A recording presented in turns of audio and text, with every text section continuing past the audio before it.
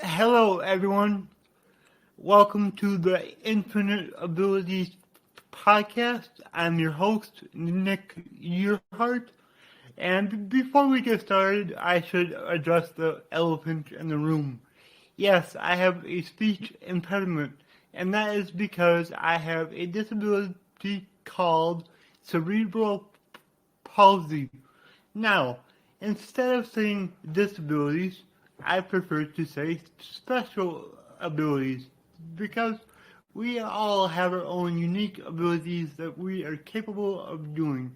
And, your abilities are infinite, as I love to say at the end of all my things. So yeah, let's get started. So I own Nick Yerhart LLC, which is a coaching business. I have a few different types of coaching that I do. I do business coaching because I am a certified 10x business coach by Grant Cardone himself. Grant Cardone is a multi-billionaire. Yes, I said billionaire. And he is my business partner. So I get to use his materials and his training and courses to help individuals grow their businesses, which is super awesome, and I love doing it. Next, I am a life coach, so I can help just about anyone improve their life, improve their mindset, gain more confidence, and everything like that. If you're having a problem, I am your guide. And I am confident saying that because I have had to get through so many problems in my life, not just your normal everyday problems, but I also have cerebral palsy, which, that has a whole set of problems within itself. So yeah, that's, what I do. And then what I'm really passionate about is I like to help parents who have children with special needs. I prefer to say special abilities, but I like to help parents because there's a lot of things that you need to overcome as a parent of a child with special needs. It can be very hard at times, and you can get very overwhelmed and not know what to do, and it's just good to have somebody on your side that can talk to you and help you work out things.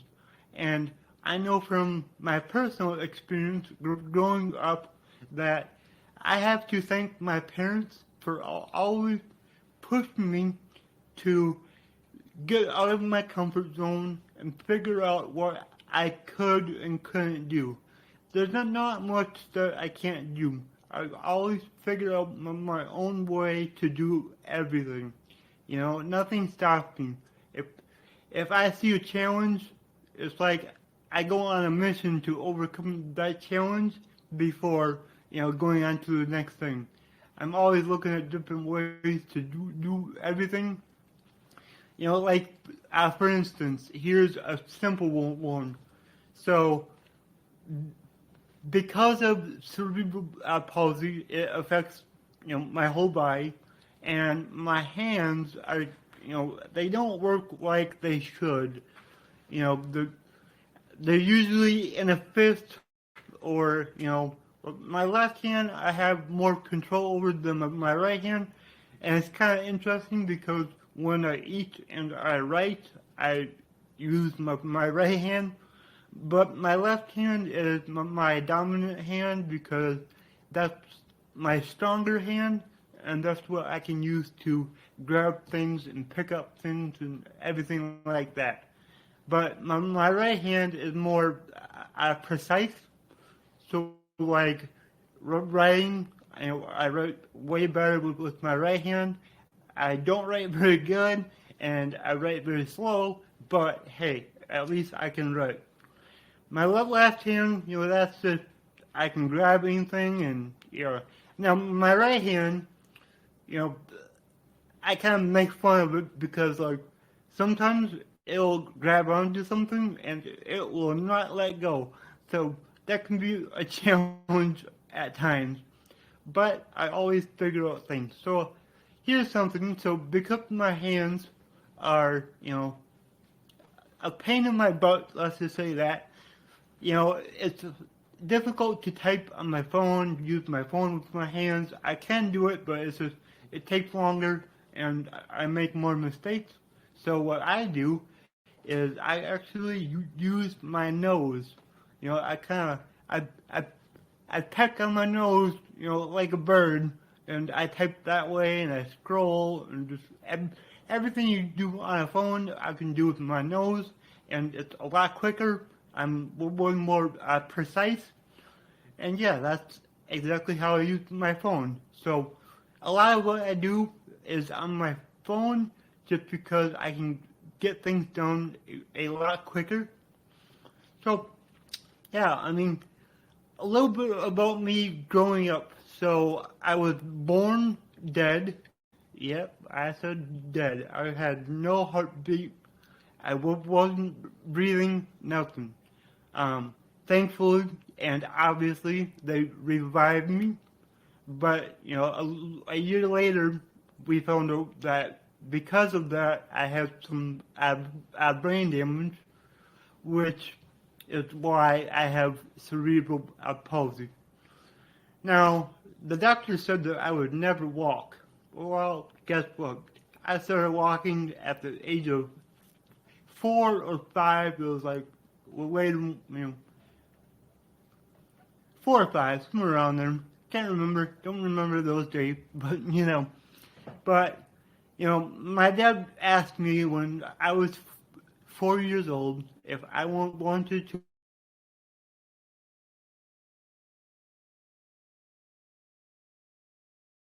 So yeah, so him and my mom worked with me like every day for 6 months to a year.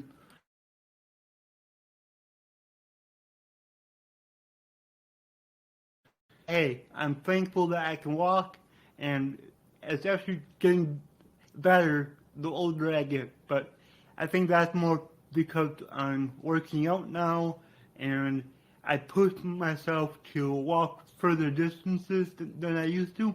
So I know that's helping a lot. Um, it's kind of fun. My mom literally just told me this like a week ago. Apparently, I was potty trained at the age of 1.5. And I said, well, Mom, I wasn't even walking yet. She said, no, but you would crawl over to the toilet and pull yourself up and then stand there and pee. And I'm like, wow, that's incredible that I was potty trained that young. That's awesome. So yeah, so then, going through school, that was difficult. I was in a wheelchair to make it easier to get around and make it quicker. So, that was great. And, yeah, I had a lot of friends. I mean, yeah, I dealt with bullies, but I guess my way of dealing with that is I started to basically I pick on myself before anybody else had the chance. Well, looking back now, it might not have been, the right thing to do for myself mentally, but it definitely helped me get through school without having very many bullies. And, I came to know everyone. Like, everybody knew who I was, and everybody liked me. So, usually when I had a bully, my friends would, intervene and take care of that problem. So that was really, really great.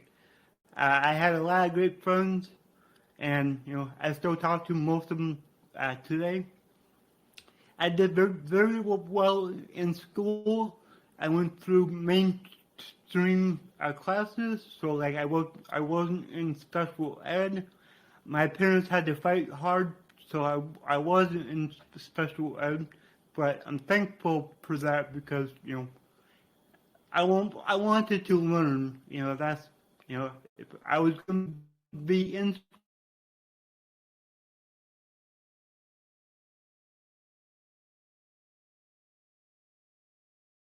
school, that's another reason why I want to be a coach.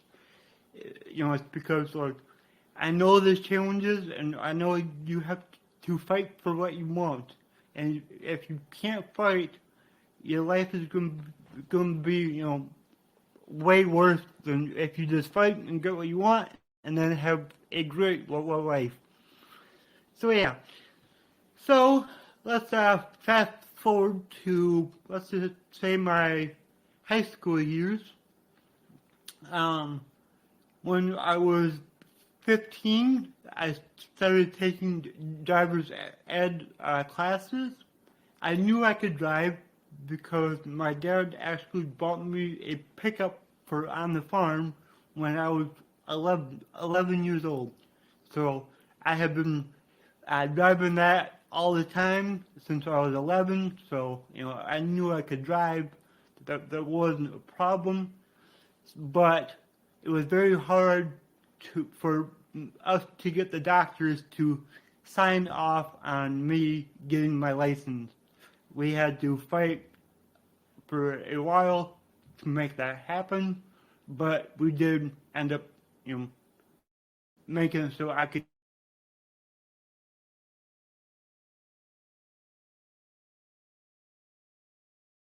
That was awesome, and my uncle actually gave me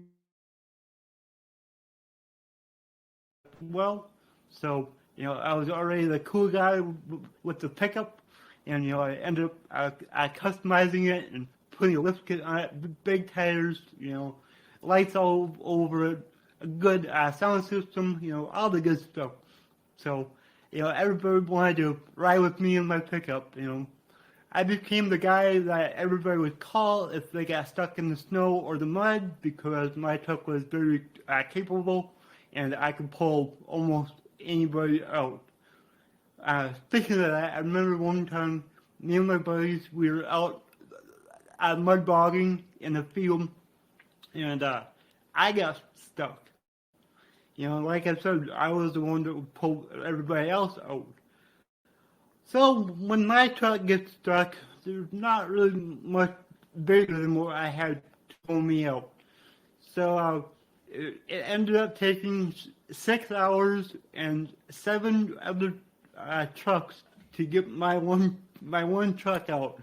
That was a long day, but we had a lot of fun, and it was awesome. One of those good memories from when you were younger. Doing the stupid things that you do. But yeah, I loved my high school years and shortly thereafter, and it was great. I was living life. When I graduated high school, my dad gave me one of his cars, which was a '96 Eagle Talon, which is the same thing as a Mitsubishi Eclipse. And my car has a body kit. It's painted orange, and it has a decal on the side. So it looks like it's from the Fast and the Furious. So it gets a lot of attention, and I actually thank that car for, kind of pushed me out of my comfort zone. That car, like, wherever you go, you got people staring, which that's something that I'm used to. People always stare, but you just gotta learn how to deal with that. It's not really a big deal. So yeah, I got that car. Oh, and that car is a 5-speed manual. So I actually taught myself how to drive a 5-speed in that car. So that was. I can't believe the clutch still works in that car. Let me just say that. But I am very good at driving 5-speed. I love it. It's fun. And yeah. So yeah, let's move forward. So I started working for my dad's garbage company, in high school, which was about 2009. so a year before I graduated. And yeah, I started working there. I just started doing little things at first, but then eventually I got my commercial driver's license, which that was another fight to get. It was so difficult to get that one, get approved by the doctors and everybody else, and that was a longer process than getting my normal license. But luckily for me, I was already driving for, I don't know, 6 or 7 years with no accidents on my record. So right there shows you I can drive. I'm safe, all of that. So yeah. So then I started driving a garbage truck, which I love doing that. It was great. It's a good job. I started to move up in the company. Eventually, I became the supervisor of the drivers. So that was a nice learning experience. When I first started doing that job, I will say I was not good at it. I did not know how to properly handle people, and I would get angry a lot, and that's not good to do. You really gotta learn how to keep your cool and work as a team. It's very important. So I kept moving up in that, and then in 2019, that was the year that changed my life. My dad had been fighting brain cancer for a while, and unfortunately, he lost the battle in September of 2019.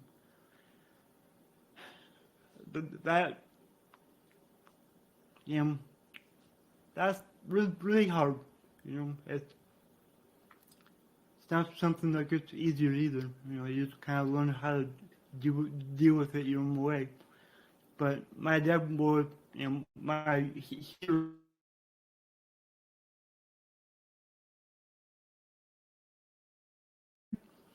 He was always willing to help me, and he taught me a lot of what I know. And I'm super thankful for everything that he did for me. I'll get into that in a later episode. That's a hard topic to talk about, but I'm just thankful that I had him for as long as I did.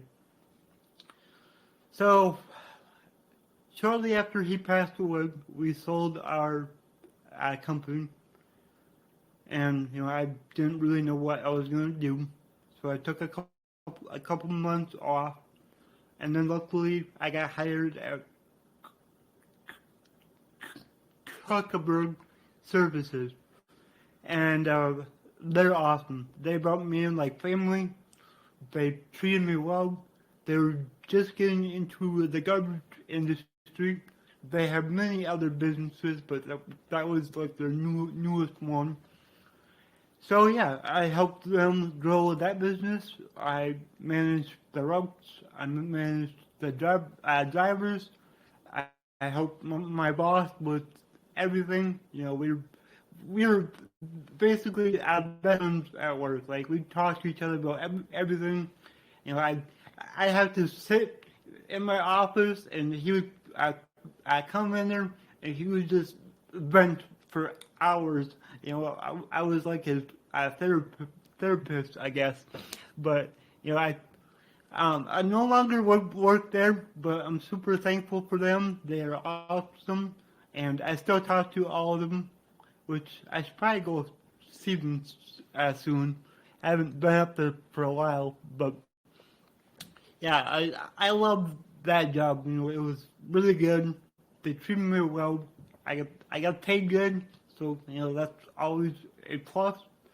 But yeah, so after I left that job, I was like, all right, I don't want to rely on somebody else for my income. I want to create my own income. So that's when I started diving deep into entrepreneurship, starting my own business. And, at first I wanted to get into real estate, which I still will. Real estate is amazing. I love real estate. But one of my coaches actually asked me one day, have you ever thought about being a coach yourself?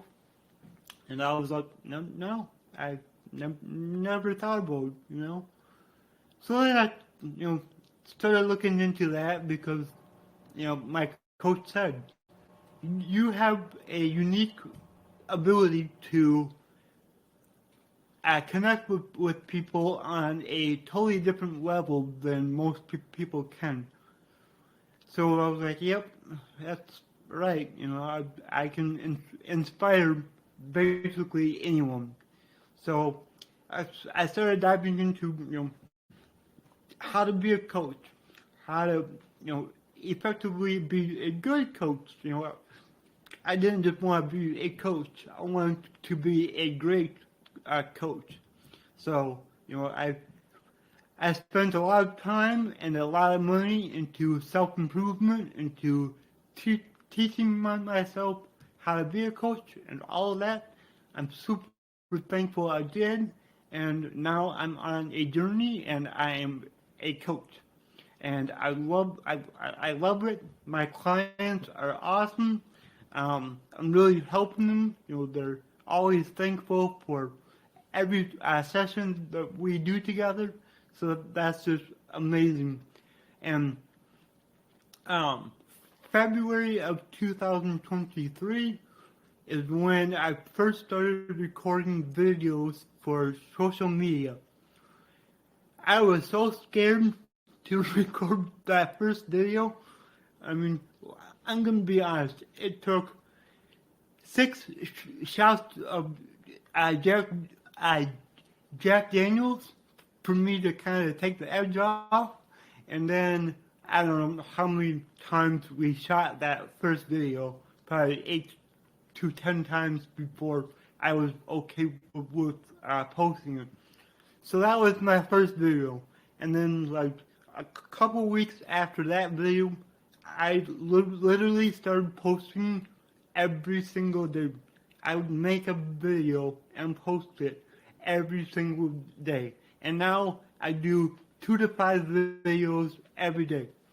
I love it because I get a lot of positive feedback.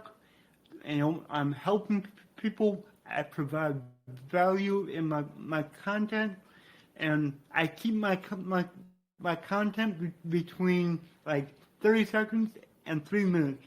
I like it short because we all have a short attention span these days. It's crazy, but I like to keep it short so then people will watch the whole video. So that's what I've been doing. That's how I've been getting my clients, is through social media. And I really love what I do. And looking back at that first video and how I create my videos now, I literally would just think of a topic like, okay, health. And then I hit record, and whatever comes out of my mouth, I post it. That's it. That's all I do. I tried doing where you make a script and then you read the script. I'm just not that good at that. Like, you don't see my passion when I read a script, and you can always tell if I'm reading a script or not. So I stay away from that as much as I can, and I just make all my videos just out of the blue. Whatever happens. So yeah, that's kind of where I'm at now. I'm looking to, expand my network, and that's why I decided to start a podcast, because I want to have some great guests on this podcast, so then we can just spread the word.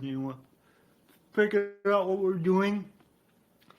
So this podcast is going to be about disabilities. We will talk about the overcoming challenges. And then we're also going to dive into like entrepreneurship and business. I will have guests who own businesses.